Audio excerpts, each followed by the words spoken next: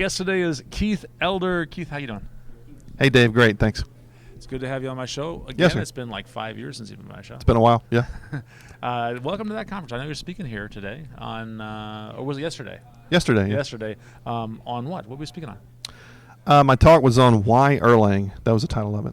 I have a question for you. Why Erlang? Well, what, simple. actually, what Erlang? What is Erlang first? Erlang is a functional, cross-platform, battle-hardened, dynamic language. Okay. It was written originally at Ericsson Labs by three gentlemen. Ericsson, the phone company. Mm-hmm. Ericsson, the phone company. I think they started it in 1986. They open sourced it in 1998. That's when it was officially open source. It's actually, when you read it or do some research on it, you'll see two words. You'll see Erlang/OTP. And the OTP stands for Open Telephone Platform. I see.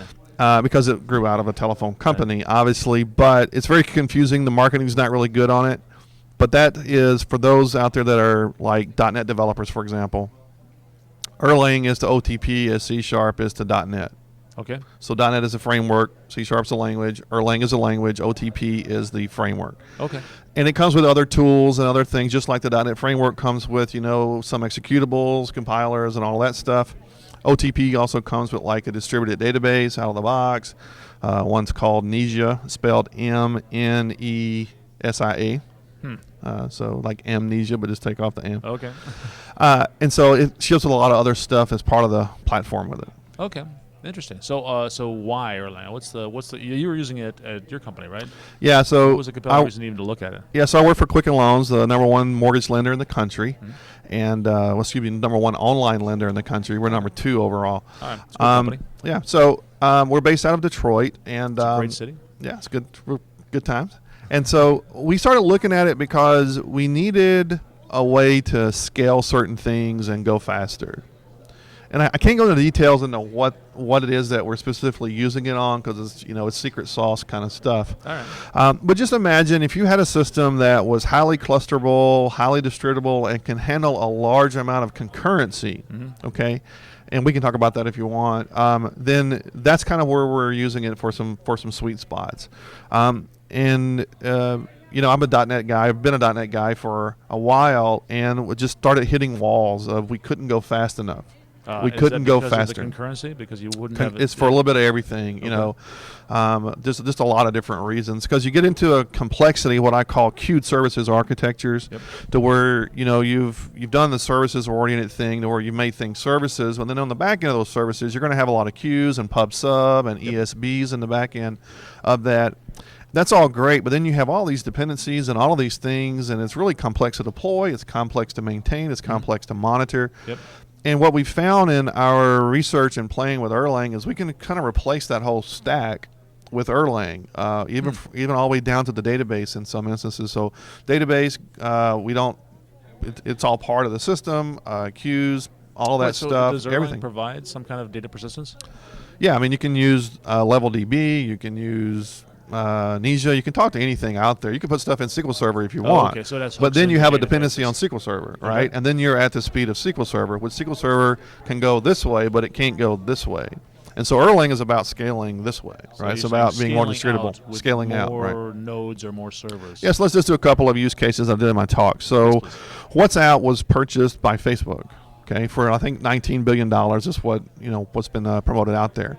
Whenever Facebook has a lot of money. Yeah, they have a lot of money. But when they purchase WhatsApp, which is an app on your phone, you can send messages over the data connection instead of over SMS, right? Okay. Back in September 23rd, I think, 2011, they posted a blog article where they had 1 million connections to one server, to an Erlang server. So think about all the mobile apps out there. They're connecting to this one server. That's your concurrency, right? Okay. The reason that's possible is because when you spin up a thread in .NET, you're essentially allocating 1 megabyte of memory. Okay. When you do that in Erlang as a process, which is not an OS process because Erlang runs on a VM, you're essentially taking up 1 kilobyte of memory. Okay. So that was September 23rd, January 11th. I think it was January 6, 2012. They then had 2.2 million connections to one server. And the crazy thing is that whenever they showed the actual CPU, they were only at 37.9% CPU. Interesting. So it's not something that they went to. They were able to sustain that. And I think their numbers, they said they were able to get to, looking at some of their articles out there, and please correct me if I'm wrong, or don't yell at me if I'm wrong. But it's around 2.8 million connections a server. Now that's just crazy, right? Yeah, and that's because the framework itself is taking up less overhead than other frameworks. So you're able to open up a socket connection. A socket connection is basically a process. You kick off a process. They're very lightweight. Right.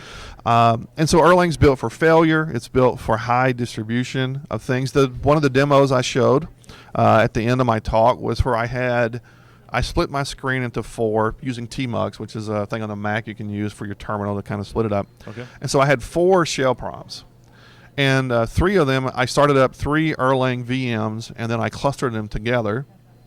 And then I compiled an app that was chattering, so it was just sitting there, spitting out something every 2 seconds in each of the windows. Then I updated it dynamically, and then redeployed it to all of the things in the cluster.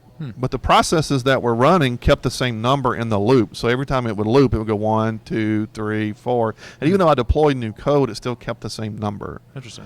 So the processes didn't actually have to be restarted. So if you've ever done .NET before, if you touch the app config file, the web config file, what happens? It's got to recycle the app pool. Everything is going to be taken down and restarted, right? Yeah, I know that's a pain, but actually that it's a pain. Does flush the cache.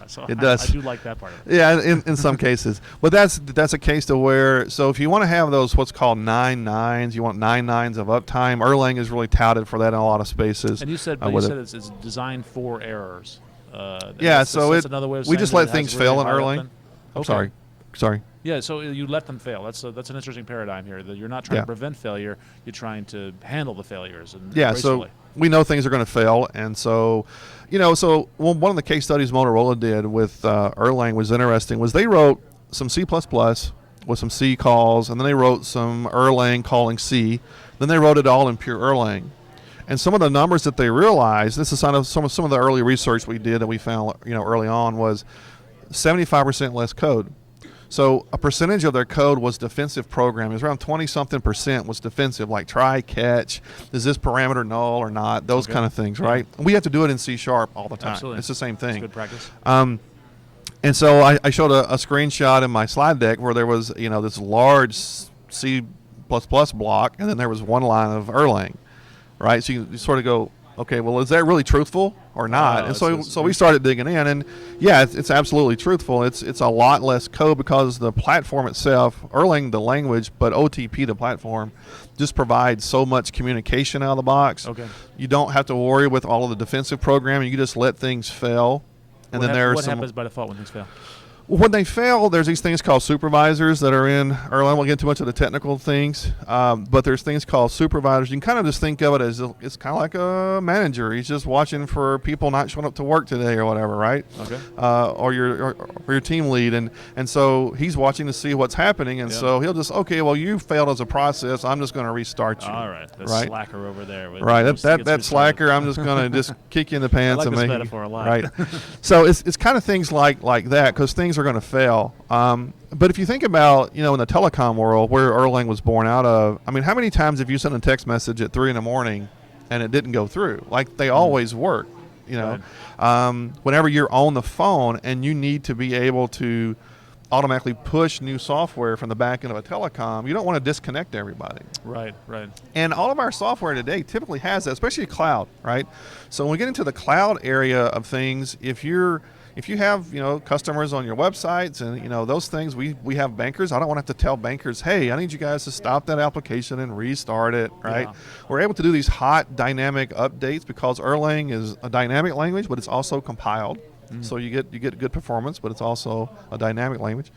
So just a lot of interesting things. So we started looking at it and said, this is one of those crazy kind of things that we could probably use in these specific ways, right? So I want to be clear that it's not a case to where Keith is saying Erlang all the things. I'm not saying that because the last time I checked, if you're going to write a Windows Phone app, you still need C# or something like that and XAML and all of those things. None of that's going away. There were a few key things that you were looking for. Exactly. That the trigger? The people that are watching at home, they're thinking I'm running one platform. What kind of factors should trigger them to start thinking maybe Erlang is where I should be on?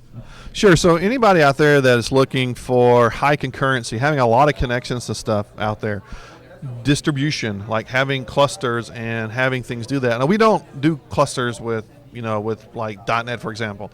We have load balancers and then round robins. I'm talking about active clusters that are aware of each other, peer-to-peer. So when you know when a machine joins a cluster, when it goes out, can share that.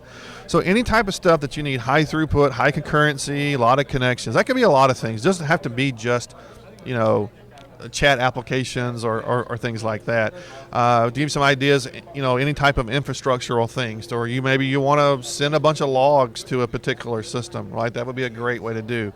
In our case, we have 12,000 desktops. Maybe we want a connection, all 12,000 back to a cluster so we can push things back to the clients for certain reasons.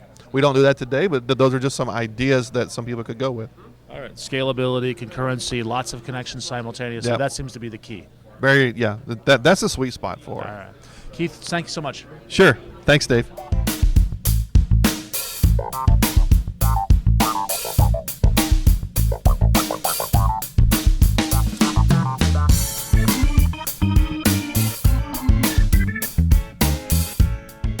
So happy to be at that conference. I have a lot of friends in technology, and they're all here, or at least the majority of them are here. We're missing a couple, but thanks, Dave, again for having me here on the show. Appreciate it.